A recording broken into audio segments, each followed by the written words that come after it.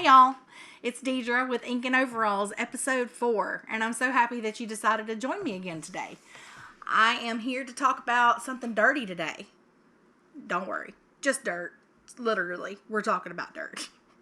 So, before I get started, I want to thank you if you've subscribed, liked, shared, all the things, and I would encourage you to please continue to do that. If you're not subscribed to Wally Media on YouTube yet, please go and do it right now so that you'll get notified whenever I post something new. And with all that said, let's just jump in. So the question I'm going to talk about today is, what can I do in my garden now that will benefit me when spring comes? Now, I'm going to tell you all the truth. That was really not a question that I was given by Wally, who helps me with all this stuff. But it's something that I wanted to talk about, so I made my own question up. So there we go. So whenever I think of this question, because we do think about this is the time of year that we're starting to put our gardens to bed, especially in the northern hemisphere. We're ending a long growing season. We're moving into the cooler fall and winter months where the days are shorter, the weather is changing, and we're thinking of, we're either thinking of what we need to do in our gardens now to help us later, or we're not thinking about our gardens at all. But it's worth it. You'll thank yourself now if you think and be a little intentional in your garden. You think about your garden, be intentional now. You can do a lot of things that can benefit you later. And it'll make your spring easier all around for different reasons. So this whole episode is going to be about your soil health. When we think about our gardens, the first image that comes to our minds is often one of what? You think of lush, green, verdant beds, right? Overflowing with flowers and fruits and, harvesting vegetables and things like that. We don't think of dirt. That's not the picture in your head. The picture in your head is not just soil, okay?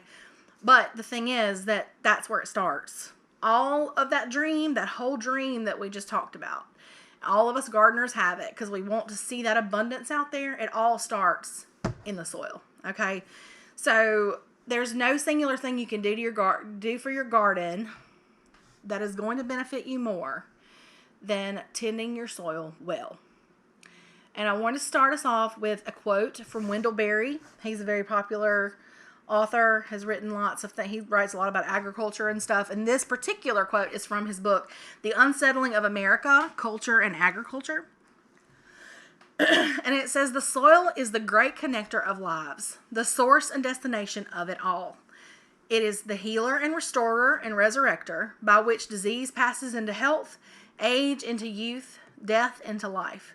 Without proper care for it, we can have no community, because without proper care for it, we can have no life.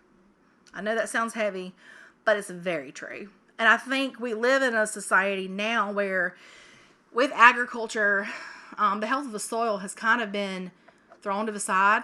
We're wasting our topsoil in vast amounts. We're not taking care. Regenerative farming is not something practiced very commonly as I wish it was. And so we have turned more toward a lot of because we have to produce food, right? And a lot of that food's being produced with without the soil in mind, because it's a process. And I know people. And I'm not coming down on big farmers or anything like that, because I'm here for it. Somebody's got to feed us all, right? But that's just the facts. The facts are that our soil gets neglected a lot of times on a big scale and in our backyards. And so, I'm not talking about, when I talk about giving to your soil, I'm not talking about dumping, some fish fertilizer, Neptune's harvest, or any of that stuff on it, Those things are fine. They have their time and place, but those synthetic fertilizers that come to mind, those are there to support your plants. Now, the better your soil is, the less you need them. I'm not going to completely stand here and say you'll never need them. It's okay. They have their time and place. But we don't need to be reliant on those things. We can build our dirt from the ground up, literally, and have a system in place that supports our plants without a constant need for those types of things. Like I said, they have their time and place. I have them in my greenhouse out there. But our goal ultimately is to have an ecosystem in our soil that supports itself, that feeds our plants. So, yes, soil is a living thing, and living things have needs, and our garden soil is no different. I'm not talking about throwing synthetic fertilizers at it, like I said. I'm talking about really benefiting and building your soil. So you're going to hear me use the word ecosystem a lot of times during this episode, because your soil is an ecosystem. And when I refer to an ecosystem, I'm talking about a biological community of interacting organisms and their physical environment. So all these things that make up a healthy soil in the environment in which they are thriving, okay? Now, good garden soil is full of fungi, enzymes, and soil bacteria that make your soil alive. It is an entire ecosystem on its own that needs to be supported, and we've got to be intentional about that, because we don't want sterile soil. Dead soil is going to lead us to dead plants. We need a thriving garden. We need to start at the ground. So depending on where you live, a lot of us right now, this is, as I'm recording this, it is September, September the 10th. And we, like I said, we're starting to put our gardens to bed. But some of us in certain zones, hardiness zones in the United States, are able to still be growing a few things. Where I am, I can pretty much get like cabbages, broccoli, like brassica type things through the winter with very little cover. I can grow lettuces, mustard, turnips, cover crops all throughout the winter with no problem. Now, if you're somewhere where your temp is going to drop to like -20, you're probably just going to cover your soil and be done. And we're going to talk about what you can cover with. But if you're in those other places, it's always a nice thing if you can to be growing something in your soil, because, it's alive. And it's just part of what it does. We want it to go to work. It needs to work for us, right? So, if you want to just rest your soil, or you don't have time to, or you just want to take a break from gardening, or any of those things, the first thing I'm going to tell you is one of the main things you can do for your soil is to cover it, okay? The first thing we can learn about dirt, like if you've never really studied soil health, you're not familiar with it, if this is like a foreign idea to you or whatever, I think that we can remember that we can look at nature. And Mother Nature does not like to be uncovered. She don't want to be naked. She wants to be covered up, okay? She's modest. Cover her, or she's going to cover herself with whatever she can find, whether it's weeds, briars, Florida Bethany, don't get me started, anything. She's going to cover herself. Think about the forests, okay? If you've ever been hiking, or you've walked in your backyard or whatever, underneath the trees, and you pick up some soil and you put it in your hand, and it's dark and it's loamy and it's often very fertile and soft, okay? That dirt gets that way because it's always covered with something. We're not going out into the forest and raking up the leaves that are dropping, or the small branches and sticks that are dropping, or the animal droppings, or any of that. All of that ends up on the forest floor, right? And those leaves and all that other organic material is continually cycling through the forest floor, through that dirt. It's a constant process supporting an ecosystem, inoculating that dirt with all of this good bacteria, fungi, and all these things. And that continual turnover, it just makes this amazing dirt out there. So if we look at the cycle in nature and what nature likes to do naturally, and we try to mimic that in our gardens, we can see results. We really can. So those things, when you have those things dropping, you have those things covering the forest floor, they're providing a constant renewal of nutrient resources to your soil. So how can we mimic that? How can we take that example and put it in place in our gardens? So one of the most simple steps to take, if you can't do anything else, make sure your garden is covered with something. Don't just leave your dirt exposed all winter long.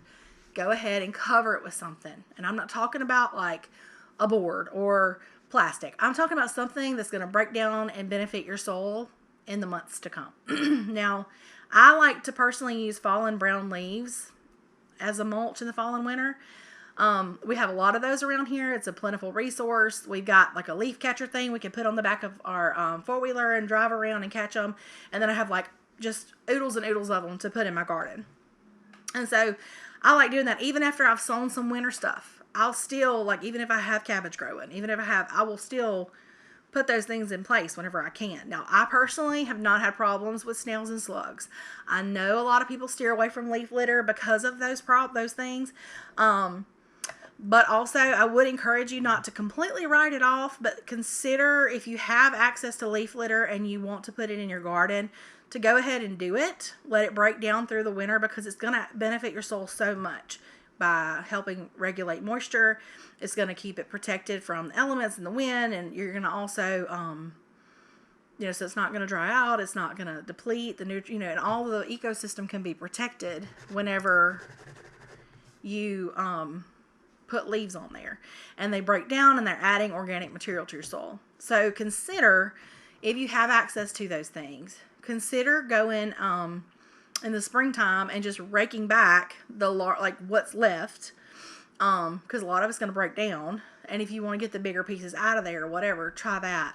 I would recommend that. Now, I don't want you to be covered up in slugs and snails in your garden if that's something that you deal with, which there's also always the option of snail bait. They have organic snail bait. It does work well, because I have dealt with it in my flower beds. But that's a personal preference. Now, outside of that, if you don't want to use leaves, the other recommendation I have is, please don't use hay. Don't use hay, guys. Now, I'm going to talk about straw. That's different than hay. Hay is what you're going to use to feed your animals. And a lot of times that stuff has been treated with chemicals that can really, really cause issues in your garden. So I would never recommend to put hay in your garden unless, maybe if you know exactly where it came from and it hasn't been sprayed with anything ever. But just in my experience, trust me, unless you want your tomatoes to shrivel up from herbicide contamination, I would steer clear.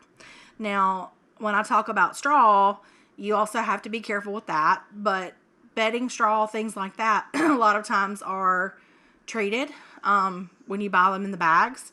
And so there's less of a risk there. Now, I have personally used the Easy Straw from Tractor Supply with no issues. That is a seeding straw that comes in a bag. It's kind of got like a tacky, I don't know what they put on it. It's all natural stuff. But anyway, it's chopped hay, straw, sorry, not hay. It's chopped straw in a bag. It's made for when you seed your yard, to put over it to keep the seeds from washing or getting displaced.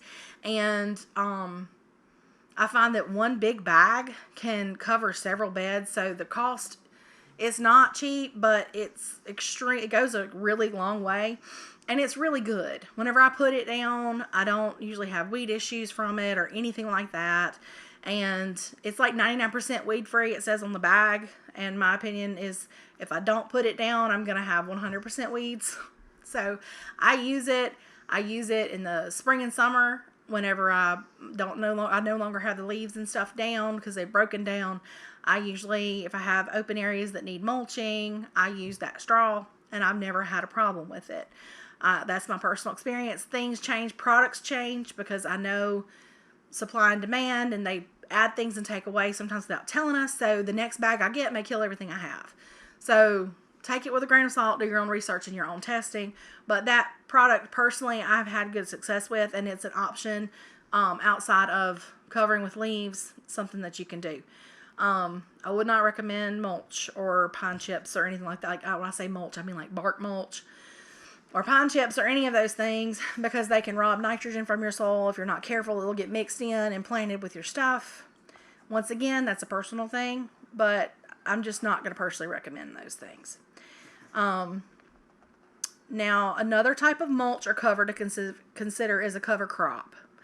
You see this a lot in large fields and things like that. A lot of farmers use cover crops, and you can use it on a smaller scale in your raised beds or in your backyard garden, or however you're set up to have your garden. You can benefit from cover crops. Now, I've had great success with them. I really enjoy them. Because I find growing something, it's better the enemy you know. So you're growing something in your garden that's frost tolerant and it's going to continue to grow. And a lot of times those things are going to actually benefit your soil more than they're going to take away from your soil. So when I talk about cover crops, I'm talking about things like hairy vetch, Austrian winter peas, winter rye, mustard, turnips, things that are frost tolerant. They can tolerate heavy freezes. For a lot of us in a lot of our places we live, they'll be fine through the winter. And for most of us, we still have time to put those things in the ground. Let me talk about the benefits of those things. Now, obviously, as cover crops, they're going to cover our soil on the most basic level. They're keeping it covered kind of like a leaf litter or straw mulch would do that, okay? But a lot of these things, specifically, Austrian winter peas and hairy vetch. Hairy vetch is such a funny name, y'all. Hairy vetch isn't like something you're going to call somebody. You're nothing but a hairy vetch. No. Okay, hairy vetch and Austrian winter peas specifically are nitrogen fixing. So if you've ever heard that term thrown around before, a lot of times you hear like beans, peas, those things specifically are nitrogen fixing. What that means, nitrogen is a soil component. It's one of the nutrients that the plants use in your soil. It's an element. Anyway, nitrogen is necessary for the growth of your plant. So like think growing upwards, green leaves, real bushy foliage, those things depend on nitrogen. And whenever I say nitrogen fixing, what I'm talking about is a plant that has the ability to basically take atmospheric nitrogen, so nitrogen that's like already there, and it can actually use that itself, and actually in the process enriches your soil with nitrogen instead of using up nitrogen while it's growing. So it's replenishing nitrogen, plus it's covering your soil. Plus, whenever you get rid of it in the spring, what you're going to do, you're not going to pull it up. You're going to chop it, like at the ground level, and all of that that's left in the dirt is going to break down and become part of the soil. And so all of that adds organic material, is covering the soil, and if it's winter peas or hairy vetch in particular, you're also putting nitrogen, actually adding that to your soil and enriching your soil with that. When I say chop and drop, I'm talking about chop and drop, the chop and drop method at the end of the growing season for these things, which is going to be early spring. Chop it, drop it. When it drops, I feed some of it to my animals, but I still am left with plenty to leave in my garden beds, which actually kind of becomes a mulch in itself and breaks down and adds to the soil. So like it fixes so many things, and it keeps something growing in your garden if you're able to in your area. Like a quick Google search can tell you what cover crops can grow in your area, but the ones I'm talking about today, I know grow in several, are really frost tolerant down to a pretty low temperature. So outside of the nitrogen fixers, crops like turnips and mustard, if you chose to do those, for instance, those can be a food source. And also turnips are going to like bust up soil. So they're going to like kind of, if you've got hard soil, they make a root, right? So that root takes up space and it kind of breaks that dirt as it grows. It's pushing through. And so that can be beneficial if you've got some hard areas that you wanted to try something. Throw some turnips out there and see how they do. The worst they're going to do is grow green leaves and not grow any roots or whatever. But you're growing something in your soil.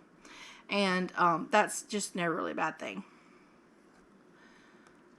Now, we talked about nitrogen, and I'm going to briefly talk to you about the other key nutrients in your soil and how we can address some of those things. Now, nitrogen, phosphorus, and potassium. NPK. Those are 3 letters that you'll see over and over again. 3 numbers that you'll always usually see 3 numbers on your fertilizer, like bags, bottles, whatever your fertilizer comes in that you buy, you're going to usually see 3 numbers on it. And those are your nitrogen level, your phosphorus level, your potassium level in those fertilizers. So we talked about nitrogen, and we said nitrogen is for growth, right? Green foliage, all the things. If you have too much nitrogen, you're going to get some really big tomatoes and never get any fruit. Okay, so once again, you need that balance in your ecosystem and your soil. So nitrogen will help your plants grow bigger. If you've ever seen a yellowing plant fixed by fertilizer, it's very likely because that fertilizer met a nitrogen need that plant had. Not always, but a lot of times. So when you think of like yellowing plants, a lot of times that's a nitrogen issue.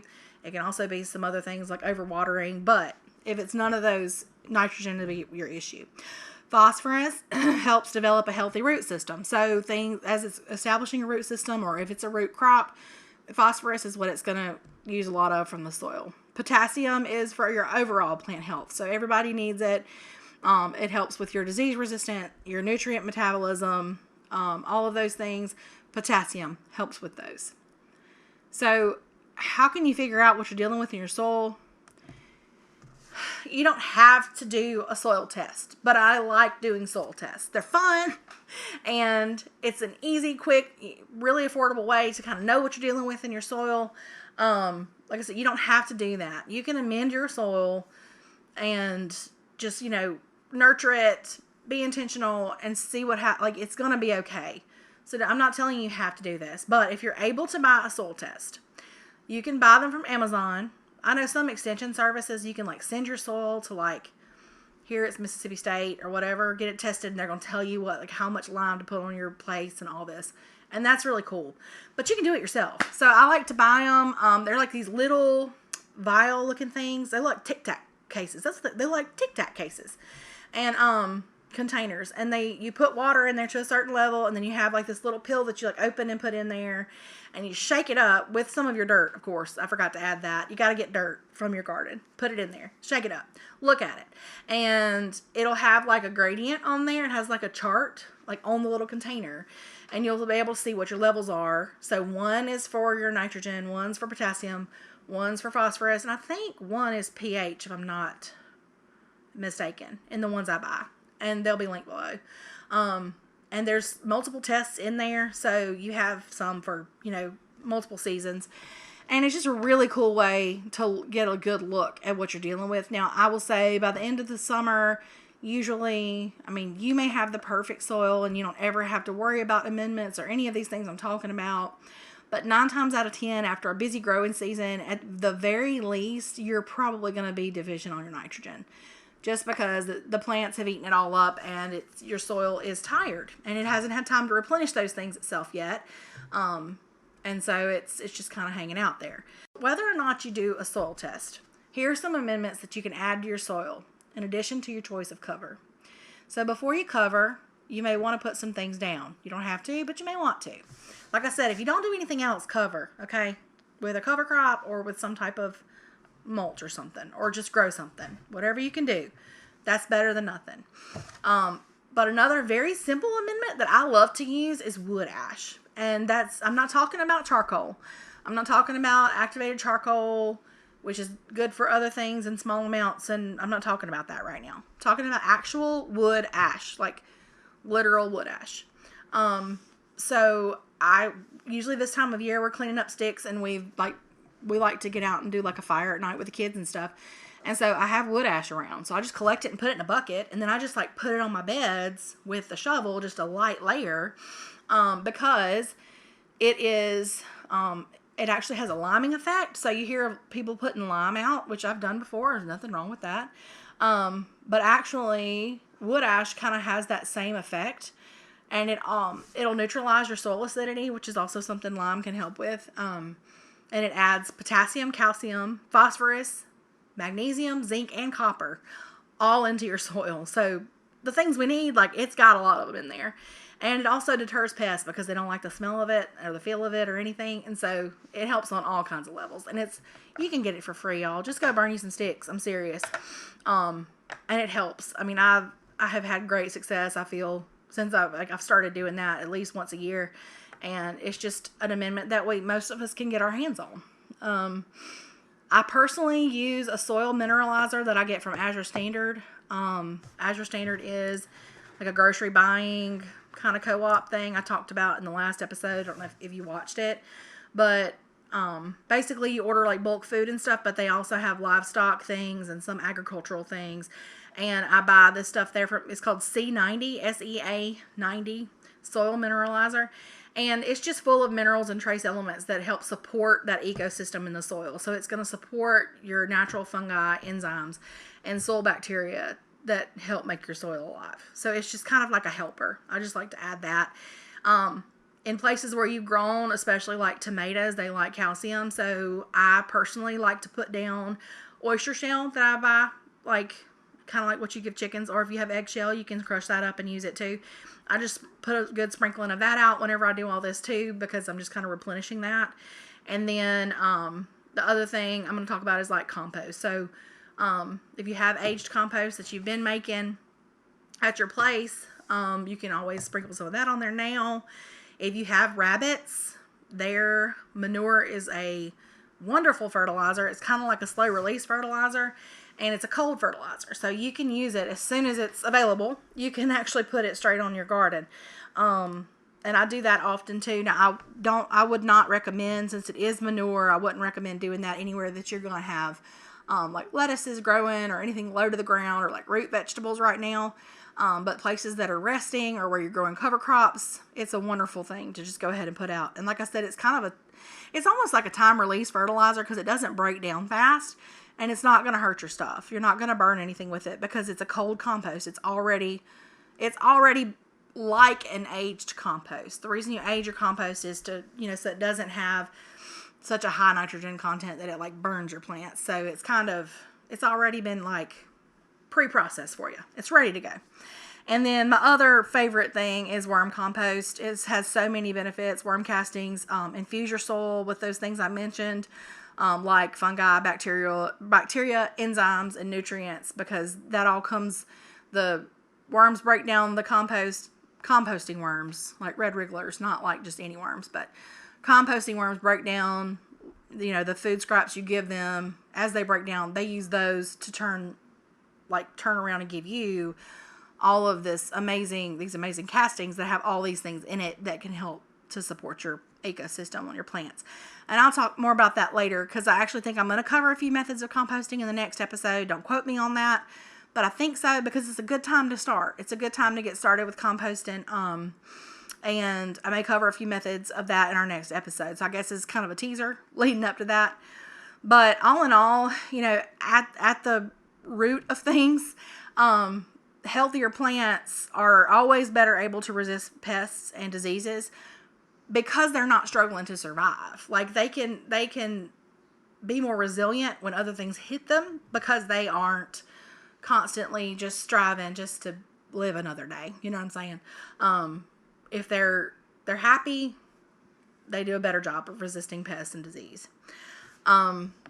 The main thing I want you to glean from today, because I know I've dumped a lot of information, I've sent a lot of information your way, I want you to realize that your soil is alive. I want you to, when you think of your garden, you can think of all the pretty things, but don't forget the dirt. And the more intentional you can be, the more you'll see your garden thrive. So I'll leave you with another quote. Nature demands a gift for everything that it gives. So what we have to keep doing is returning leaves and compost materials back to the soil. Then we're continuously giving the gifts to nature, because we have a return cycle. And that is a quote from Jeff Lawton, who is a very popular, well-known, renowned permaculture designer. And he gets it. So we get it too, right? We get it. Nature demands a gift for everything that it gives.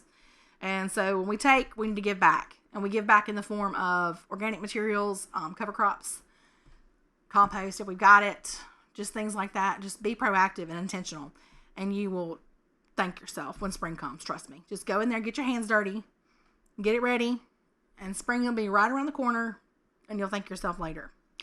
So I want to thank you for listening. I want you to like, share, subscribe, all those things if you can, please. Remember that you can find me 7 Central on Wally Media Group on Wednesdays. And on Sundays, I upload to podcast platforms. I'm on Apple Podcasts, Spotify, iHeartRadio, Amazon. Feel like something else. But I'm on several. So look for me, find me. And you can also find the link if you go to my website, inkandoveralls.com. There's a link there for merch. There's a contact page. There's a place to sign up for a newsletter on the very bottom of the homepage. And then you can if you click Ink and Overalls on there, that'll link you to the page that has our podcast on it, so that you can get right to it, like the audio version from there also. So until next time, I hope that you'll find the beauty wherever you are. Oh, is Allison here? No, she's not. Until next time, I hope you'll find the beauty wherever you are, and that you'll have a good day. Thanks.